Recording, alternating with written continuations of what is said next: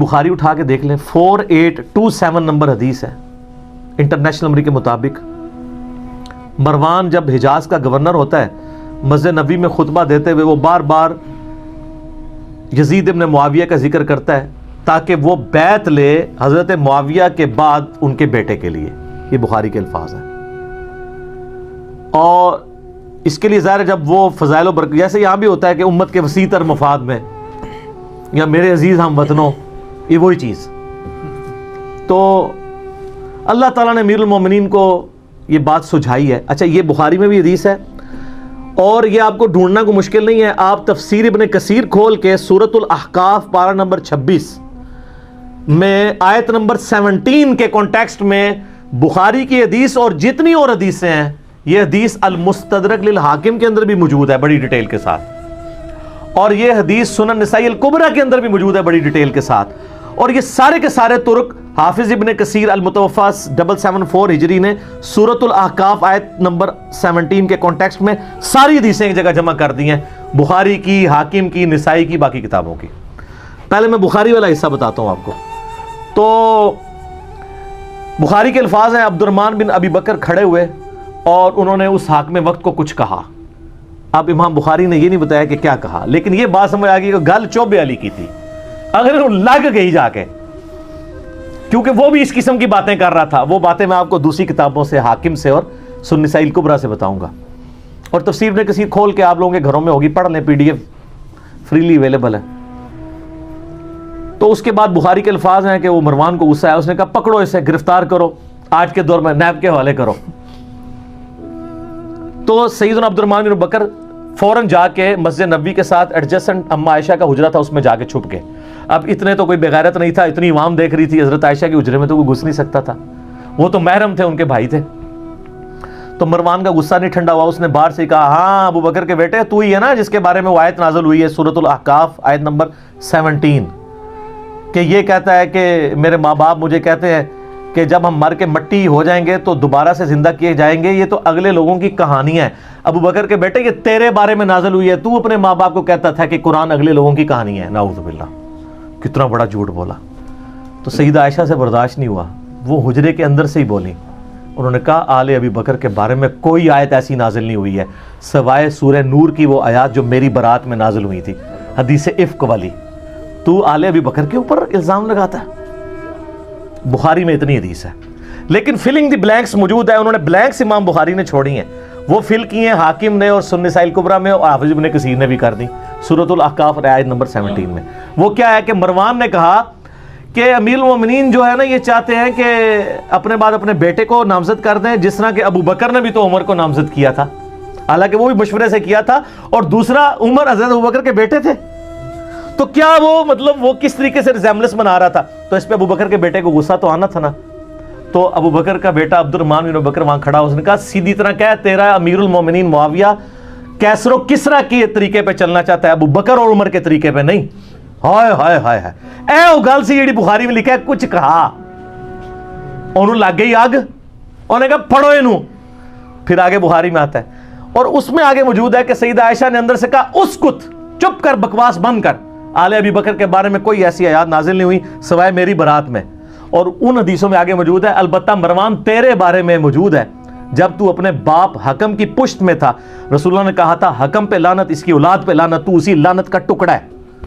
حضور نے تو پہلے ان دونوں باپ بیٹا کو حضور نے مدینہ بدر کر دیا تھا، حضرت ابوبکر کے ساتھ بڑی سفارشیں کی، حضرت عثمان نے واپس لانے کی، کوئی رشتہ دار تھا نہیں آنے دیا، حضرت عمر نے نہیں آنے دیا، پھر حضرت عثمان اپنے دور میں رشتہ داری کی وجہ سے لے آئے، اور حتیٰ کہ اپنی بیٹی کا نکاح بھی مروان سے کر دیا، اور پھر وہی گھاٹے فٹ ہو گیا۔ اسی کی وجہ سے مسلمان رعایا پھر حضرت عثمان کے خلاف ہوگی، ایک تلخ حقیقت ہے۔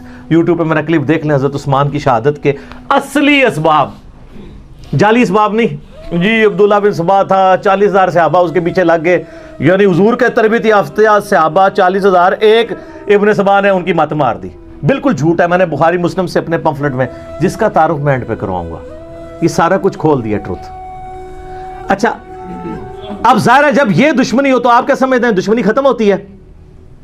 ساری اہل سنت کی تاریخی کتابیں جن کا میں نے حوالہ دیا، اس میں ملتا ہے کہ عبد الرحمن بن ابی بکر پھر جا کے چھپ گئے، کچھ عرصے بعد کسی غار سے ان کی لاش ملی، وہ لاش لا کے پھر مکے میں لا کے دفنایا گیا ان کو قبر پہ۔ قبر کے اندر. اب ظاہر ہے کہ یہ غار میں ایک بندہ چھپا ہو, وہاں سے لاش ملے تو نامعلوم افراد, چند نامعلوم افراد نے, اور وہ نامعلوم افراد کون سے ہو سکتے ہیں؟ ظاہر ہے جو اس سسٹم کے بینیفیشری تھے. ہم نام نہیں کسی کا لیتے, جہاں نام تھا میں نے نام لے کے کہا, جہاں نام نہیں ہے صرف نامعلوم افراد ہیں, وہ آپ کو خود پتہ چل رہے ہیں کون نامعلوم افراد ہیں. حتیٰ کہ جامعہ ترمذی میں موجود ہے 1055 نمبر حدیث انٹرنیشنل نمبر کے مطابق, اما عائشہ عبد الرحمن بن ابی بکر کی قبر پہ آئیں, روئیں, وہاں پہ آ کے اشعار پڑھے. وہ بڑے دردناک عربی کے اشعار ہیں کہ ایک زمانہ تھا اے میرے بھائی, ہم اکٹھے ایک گھر میں رہتے تھے, ہم نے کبھی سوچا بھی نہیں تھا ہم ایک دوسرے سے کبھی جدا بھی ہوں گے, اور آج یہ حالت ہے کہ ہمیں یہ یاد بھی نہیں کہ ہم دونوں اکٹھے تھے. اور اگر میں تیری موت کے وقت تیرے پاس موجود ہوتی اور ساتھ یہ کفن دفن والا معاملہ کرتی تو میں تیری قبر پہ بھی نہ آتی, چونکہ تو میری غیر موجودگی میں فوت ہوا ہے اس لیے میں تیری قبر پہ آئی ہوں. تو آپ اس پورے سینیریو میں دیکھیں محمد بن ابی بکر کے ساتھ کیا کیا ان لوگوں نے, عبد الرحمن بن ابی بکر کے ساتھ, دو بھائی اما عائشہ کے اس طریقے سے دنیا سے رخصت ہوئے. اس پورے کانٹیکسٹ میں اب آپ کو حدیث سمجھ آئے گی جو مسند امام احمد میں موجود ہے, المستدرک للحاکم کے اندر موجود ہے, اور شعیب آرنوت جو مسند امام احمد کی تحکیم کرنے والے ہیں انہوں نے اس حدیث کو صحیح کہا ہے. امام حاکم نے اس حدیث کو صحیح کہا ہے. بڑی ڈیٹیل حدیث ہے. اس میں آتا ہے کہ حضرت معاویہ اپنے دور میں حضرت عائشہ سے ملنے کے لیے آئے. سیدہ عائشہ نے کہا کہ اے معاویہ, تجھے اللہ کا خوف نہیں آتا جو کچھ تو نے حجر ابن عدی اور ان کے ساتھیوں کے ساتھ کیا؟ حجر ابن عدی شیعان علی میں سے تھے, شروع کے مسلمانوں میں سے تھے. ان کو حضرت معاویہ نے ظلماً شہید کروایا. وہ پوری ڈیٹیل آپ کو مستدرک للحاکم میں ایک پورا چیپٹر ہے حجر ابن عدی کا. وہ سر میری ویڈیوز دیکھ کے امام حاکم نے نہیں, میری پیدائش سے بھی وہ پہلے کا ہے, 1000 سال پہلے. وہ 13 حدیثیں آپ پڑھیں, آپ کے آنسو نہیں رکیں گے کس ظلم کے ساتھ حجر ابن عدی کو قتل کروایا گیا. صرف اس بات پہ کہ یہ جمعے کی نماز لیٹ کر دیتے تھے, ممبروں پہ سب و شتم حضرت علی پہ کرتے تھے, یہ مخالفت کرتے تھے. اور اس شخص کی قبر وہاں پہ کھودی گئی جو علاقہ حضرت عمر کے دور میں حجر ابن عدی نے فتح کیا ہوا تھا. اوئے ہائے ہائے. اور آخری وقت میں کہا گیا کہ بچت کی ایک صورت ہے کہ حضرت علی پہ لعنت کر دو, چھوڑ دیں گے. ان کا پوری زندگی علی سے عشق کیا. اب موت کو دیکھ کے تو میں حضرت علی کے اوپر سب و شتم کر دوں. اور کہا 2 نفل پڑھنے کی اجازت دو, اور نفل تیزی سے پڑھے, اور کہا میں نے اس لیے تیزی سے پڑھے تاکہ تمہیں یہ نہ ہو کہ میں موت کو ڈیلے کرنے کے لیے نماز اس طرح پڑھ رہا ہوں. میں نے زندگی میں کبھی اتنی تیز نماز نہیں پڑھی.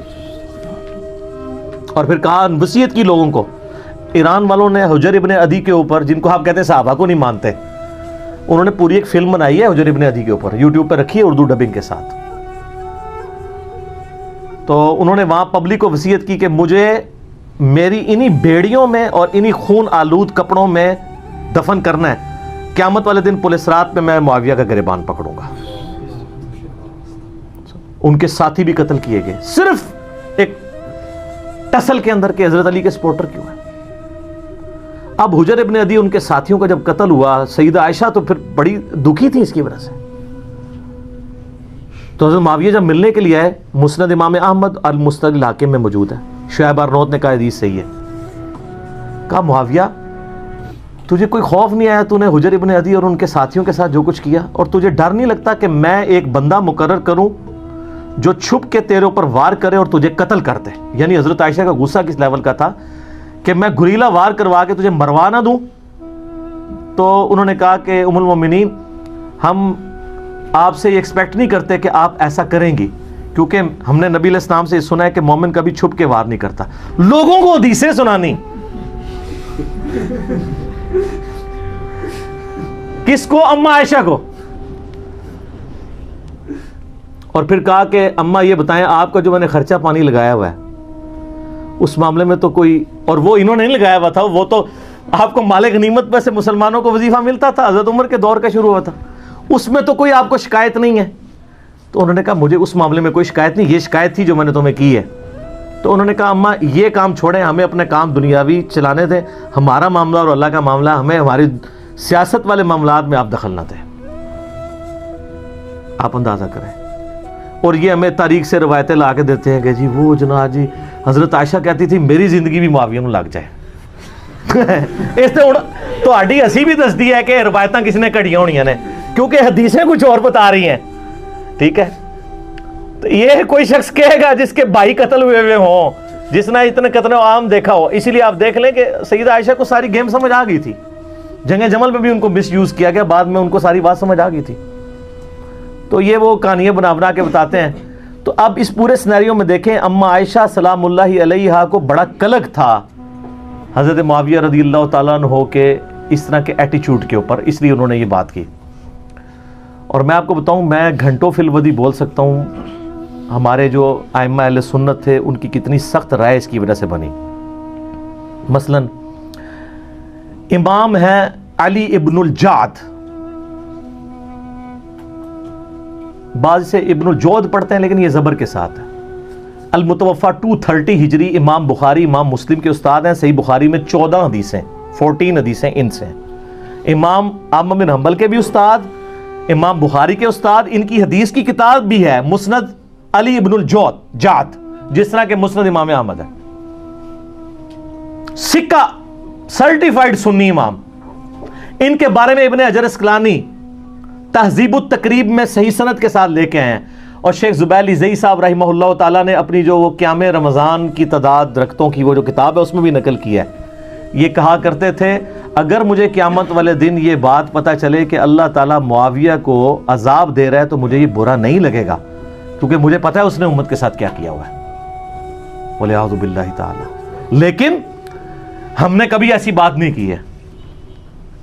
ہم بخاری مسلم کی حدیثیں بیان کر کے بھی نیم رافضی ڈکلیئر ہو جاتے ہیں چند ناسبیوں کی طرف سے, جو آلموسٹ اب ختم ہو چکے ہیں, اپنے فرقے کی وہ میت پہ ہی نوحہ کر رہے ہیں. لیکن اس کو وہ اہل سنت کا امام مانتے ہیں, جو کہہ رہے ہیں مجھے تو عذاب کا بھی سنا تو مجھے برا نہیں لگے گا. اور یہ ایک امام نہیں سر, کئی امام.